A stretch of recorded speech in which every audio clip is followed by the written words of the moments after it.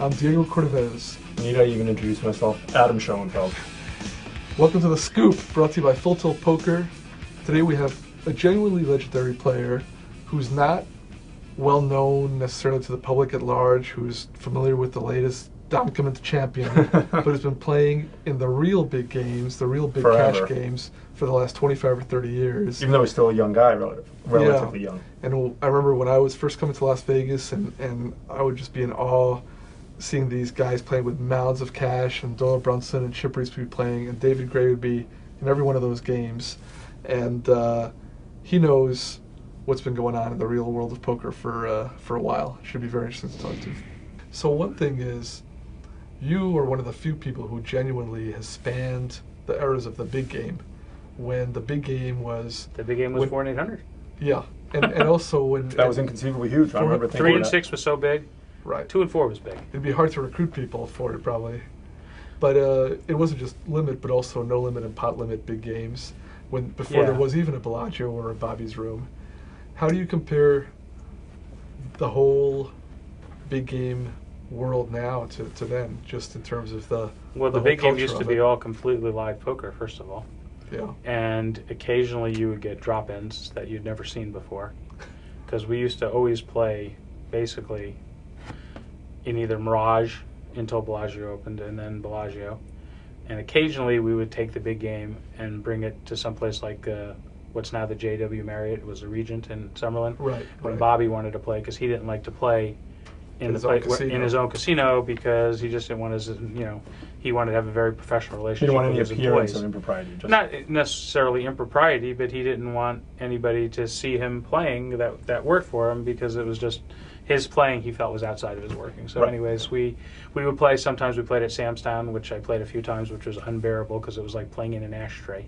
and a dirty ashtray. But those games never got any drop-ins. Those were very big games, 2 and 4,000 to 4 and 8,000 minimum, with also with like the 100 cap, deuce to 7, no limit, and everything. And those games seemed so tremendously big, and they were big. Yeah. Because first of all, this is 10 years ago. Well, no, but that was one summer at Sam's Town.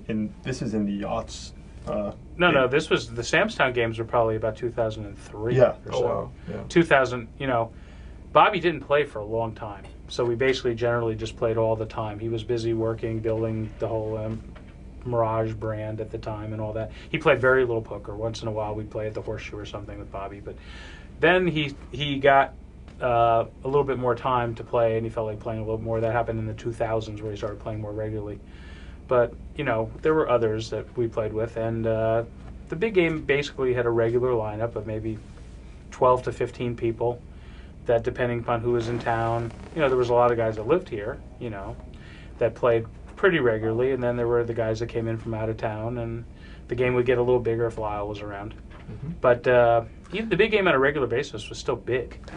I'm fascinated by the idea of drop-ins, because it's funny to imagine that someone just says, well, there's Doyle Brunson and Chip Reese and other guys who are...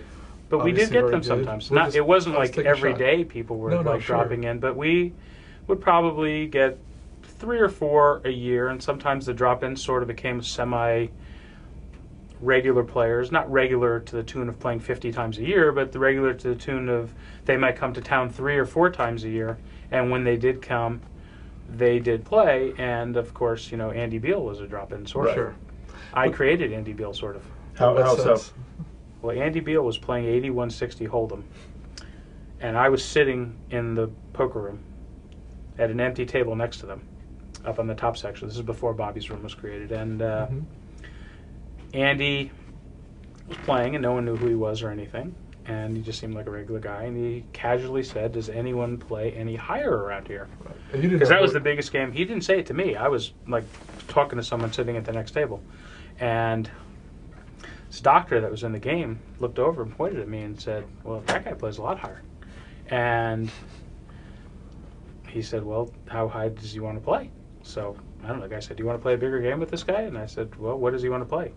And he said, limit hold'em. I said, well, I don't really like limit hold'em, but but I figured I could beat him. I figured I could beat him. Yeah. Right. Oh, I mean, I'm not saying I can't play limit hold'em, but I don't really enjoy playing limit hold'em. You'd accommodate him. Yeah, but so we started, he came over and said, do you want to play, I think he was just throwing it out there, like 1 in 2,000. I said, okay, because that was not very big for me. I mean, this is a big game, but that was like an everyday game. We used Sure. to play 15-3 every day Right. when we were playing. So I said, okay, I'll start the game with you. And it just so happened that Chow was around, and Jennifer happened to amble into the poker room. So Andy went and got his chips, like signed a marker. They brought him, I remember, 144,000. Right. And I'm thinking, that's pretty strange. A guy would have 144,000 in the cage that's playing in this 8160 game. No wonder you wanted to play higher. And you had no idea who he No, was. no idea. And we start playing, and he had just flown in from Dallas that day, so he quit about, the game got to be like a 6 or 7 handed game.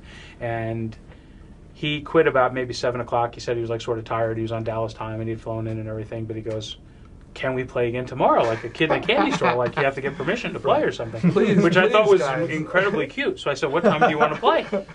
And he said, how about 2 o'clock? Is that good for you? And I said, I'll be here. It's okay. Yeah. And he didn't do anything particularly in the game. Maybe he lost 20,000 or maybe Right. even won 20,000. I don't know. He was like sort of careful, but I could see he wasn't an experienced player.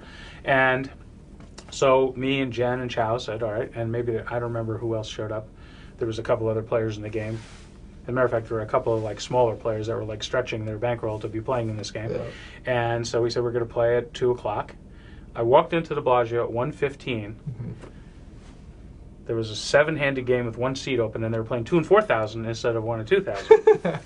Okay, so I got like the last seat because we were only playing 8-handed because we weren't even playing on a hold'em table. We were playing on the table by the phone over there, and playing for a little while. And Chip was in the game. I remember. I think Dolly might have showed up. I told Dole that we were going to have a game, so he, Right. but he of course like beat me there. and we had a game, and now we're playing for about an hour or so. And Andy just casually like looks at Doyle and goes, "You guys ever play like 10 and 20,000 just for fun?" And Doyle is the ultimate high roller, obviously. Right. But even Doyle said, "No, we usually don't do that, Andy." And he played for a little while longer, and he said, "I'd really rather play like one-on-one." And he goes, "Does anyone want to play me like 10 and 20,000 head up?" And thinking, wow, that's a lot. So The like enormity of this request. Yeah. said, tomorrow, I said, we'll figure something out. What time do you want to play tomorrow? Like 12 o'clock. So we got together and we decided we would just like pony up some money together Pull it together. and, figure 10 and 20,000. He wanted to play $1 million freeze out. So I think 6 of us put up like 150 or 170,000 apiece or something like that. And we decided Chip was going to play. Okay. So the next day, Chip and Andy start playing. And we're playing another game, like a 2 and 4,000 mixed game or something like that. I'll never forget, I was winning 500,000 in this game, this 2 and 4,000 game, while I was in with the Andy thing. And as it turned out, the first day they played, Andy and Chip were playing for a while. And Ted Forrest, who is, of course, one of the looniest people I've ever met in my life, like doesn't even know that the world is existing sometimes. And sometimes it seems like he's the smartest guy on the entire planet. That's how, like, he's, like, so different like that. Ted is, like, he just, like, sort of casually walked in. He saw us playing, like, this 2 and 4,000 game. Then he saw this head-up game, 10 and 20,000. He, like, looked at the game for a second, looked at the plaque on the thing, which said, like, 10 and 20,000 hold'em. He went to his box. The next thing you know, he came back with 3 racks of like $5,000 chips, like $1.5 million, sat down and got in the game. And there was really nothing we could do at that point. We didn't like want to stop him. So he ended up playing that day. Right. And that day, Ted was the big winner. He won like $1.5 million, and Chip won like 700, and Andy lost like $2 million. Right. 2.2 million or something. And they said So that- now, after the game was over, we had to like pull Ted in and say, "Ted, we were all in with." You can't do that anymore. You That's can't the just whole jump in when plan, there's yeah. like you can be in with us if you want. So the next day, Ted was in with us, and I think maybe there were 7 or 8 of us in, and Andy played 5 matches, and fortunately, see, people don't realize how lucky we were against Andy. You could have lost your whole bankrolls. Yeah, I mean, let's just say that we were better for sure, but Right. in head up Doesn't limit matter. You hold could still lose your whole you can bankroll. lose. Of Yeah. course. We Easily. beat him that day. We beat him 5 out of 5. Like we posted up our money like $1 million or something. Maybe there was 8 of us that day, so we posted up like 125,000. Seemed like about every hour somebody would come and hand me 125,000, which I Right. just like put on my stack, and then there'd be another one and another one. By the end of the day, I had like 600,000 I'd won. But even with an edge, it defies the Yeah, odds to win but 5 we out of ended 5. up beating Andy out of an exorbitant amount of money over a 2-year period, and probably we rated to win 20 or 25% of what we won. We definitely ran very good. Mm-hmm. Do you think that euphoria of winning sort of caught some of the pros, and then when Andy started getting better and started winning, He never got any better. well, he had winning sessions. Yeah, but he could have had those winning sessions, and he played basically the same the whole time. Mm-hmm. And he didn't play bad enough that he's supposed to lose 4 Right. out of 5 sessions. Right. He was probably supposed to lose like 6 out of 11 sessions. But it You know what I wasn't mean? We were right. supposed to be earning like out of every $1 million freeze out 100,000 or something, and we were winning like 75% of them. So it was like, you know, So- if you play 5 and you win 4, you do pretty good. You're $3 million ahead. So yeah, of course. But so it was more mythology that he started to really analyze and figure out a way to play, and that he was getting better just by virtue of playing against. He might have got guys. slightly better, but he didn't really ever like. Basically, the way Andy played, he won all the pots where nobody had nothing, because he was very aggressive. Mhm. But if Yeah. you flop something, you know, you could just, you know, comes Queen 5-4, and you have a Queen 10, and you just check call all the way, and he's like loses He'd like give you 800,000 to all you the with action, right. drawing dead. Right. You know, I mean, he just would never. If you let him have the lead, he would never give up. So, you know, when he was betting, Once you cut when on we to had that, nothing, we would. Yeah, he had some things that he never really picked up on that were good. I mean, he was, you know, I would say he was sort of like an average tourist type player. Did you find him personable? He was very nice. He was strange. He did some things. He got this like timer that he attached to his leg. That was his which randomizer, would right? Yeah, so he just like he would like push the button, and it would like, let's say, take 20 seconds for it to like click his leg, and no matter if he had 4 kings or 3 high, he would wait till that thing happened before he acted, because he didn't want to feel Right. like he was acting too You quickly don't when want he to had get a good time hand. details, right? Yeah, so he did a couple things like that, but he really, you know, anyone can win playing head up limit hold'em, course. but you know, he never was ever a favorite in any session, no matter Mhm. who he played, no matter who he had in there. But he did win like $8 million one day, Right, that's what I'm saying. and we were playing 1 or 200,000 that day. He Yeah. beat Chip out of almost all of it, That's and he won every hand. He And just won them all, and it could have happened lots of other times well, too. and if that happened the first time, that would have been. Yeah, it could have been different really story. bad if we would have crunched this at the beginning, because, you know, we're talking pre-internet, pre-good stock market, pre-people making a lot of money, pre-having the whole world at your oyster when you click on. Yeah. And, you know, if he would have won, let's say, 10 million right away, that could have, like, ended the games. He would have no that one could else have to ended play with. poker in Las Right. Vegas. I mean, the That big just- game would have went back down to 4 and 800 or something like that. Right. People were, you know, I mean, That- no one had cash to, like, lose, like, $2 million, like, in a few week Right. period. It wouldn't just have ended the games with him. Just ended the. It the could bigger have been games in really general. ended or put a real crimp. There would have been no 1,500 or 3,000 on a regular basis for sure if he would have won 10 million at the beginning. When you were you fearful at any time? Did you have the emotion of fear? I'm too stupid to be afraid. Yeah, I don't think that's the case. At that point, I was not fearful, but I thought it was a dangerous situation, and I wasn't going to go broke to the Right, situation. right. Because first of all, he could have been a terrific player, where I thought we were just, you know, I mean, at the point where we got enough people, and by the end of the time, we had, like, obviously we sort of let anyone that played in the big game on a regular basis be in with us. So by the end, like, there was like 20 people in with Andy, so we weren't even playing that high. Right. We would each put up like 500,000 Right. for a $10 million bankroll, and And you'd already. you beat know, him it out was of- like we'd already won a lot, and also even if he won the whole 10 million, not that losing 500,000 isn't a lot, but 500,000 wasn't going to break anyone Right. at that point. We were having, you know, $200,000 decisions every day in our own game. So, Right. And you were playing with his money. I mean, he'd already lost. well, to- I to felt some that as soon as I extent. won it, it was my money. So, True. I've never been a big exponent of playing with house money Right. kind of thing.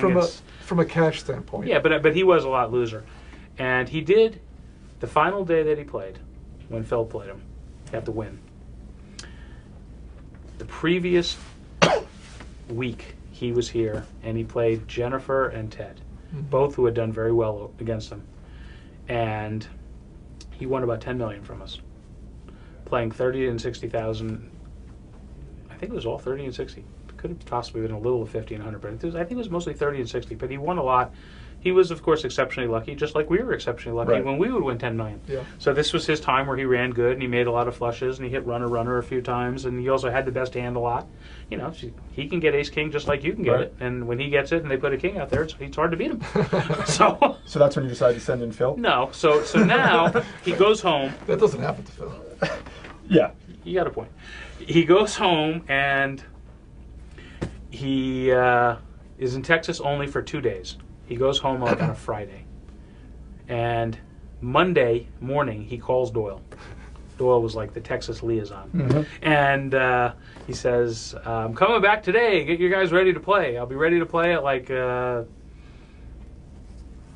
6 o'clock or something at the Win again. He's got the fever. So, okay. So this time we decide that Phil's going to play.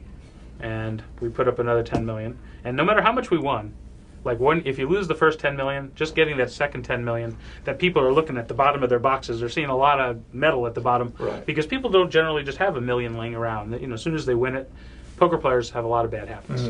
So it could go a lot of places. It could go to blackjack. It could go to a new car. It could go to sports. It could go to the stock market. It could go to a lot of different places. Well, that's a lot for hookers. Hookers, you only need like 1 million, maybe. Right. Over the career, but Poker players aren't so known for poker having players. chips So for now them. this was sort of gonna be like a devastating cash situation because we hadn't played with Andy in a while, and if he won this 10, that was gonna be like 20 million right out of the poker economy, straight cold. like in a 10-day period. Right. Thanks for joining us on The Scoop, brought to you by Full Tilt Poker. We're going to bring David Gray back for part 2. Very solid first week. Very solid. We had him on a trial basis with an option for part 2. Let's take the option. I want to hear more about the big game and about Andy Beal and about just poker in general, which he's been in the middle of for so long. Write to us at thescoop@pokerplayer.com and join us for part 2 next week.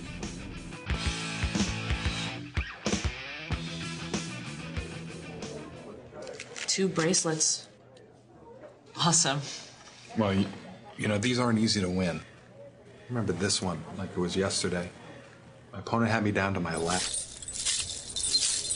Sorry. Anyway, it's down to my last few chips. So, I had to call. We play at FullTiltPoker.com.